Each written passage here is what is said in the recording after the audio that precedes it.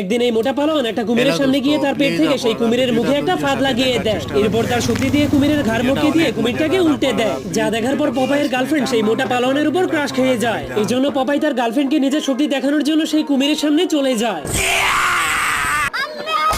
কিন্তু তখনই পপাই কুমিরের গর্জন শুনে তার প্যান্টের মধ্যে মুতে দেয়। তবুও সে সাহস দেখিয়ে কুমিরের ঘাড় মটকাতে গেলে কুমিরই তার ঘাড়টাকে মটকে দেয়। এটা দেখার পর পপাইয়ের গার্লফ্রেন্ড তাকে ছেড়ে দিয়ে সেই মোটা পালোয়ানের সঙ্গে ভেগে যায়। কিন্তু তখনই পপাইয়ের গার্লফ্রেন্ড মোটা পালোয়ানের সঙ্গে কথা বলতে বলতে ভুল করে একটা বাঘের খাঁচার মধ্যে ঢুকে যায়। এই জন্য মোটা পালোয়ান তাকে বাঁচানোর জন্য জলদি করে একটা লোহার পোশাক পরতে শুরু করে দেয়। কিন্তু যখনই পপাইয়ের জ্ঞান ফিরে আসে তখনই কুমিরটা তাকে আবারও ধরে ফেলে। এই জন্য তখনই পপাই তার পকেট থেকে বের হয়ে যাওয়া এক ডিব্বা গাঞ্জাকে খেয়ে ফেলে, যা খাওয়ার পরেই তার শক্তি হাজার গুণে বেড়ে গেলে সে কুমিরটাকে এক ঘুষি দিয়ে সেখানেই মেরে ফেলে। এরপর সে তার গার্লফ্রেন্ডকে বাঁচানোর জন্য সেই বাঘের খাঁচায় ঢুকে বাঘগুলোকে এক আছাড় দিয়ে মেরে ফেলে। কিন্তু তখনই একটা হাতি তার গার্লফ্রেন্ডকে সুরের মাধ্যমে চুরি করে অন্য খাঁচাতে নিয়ে যায়।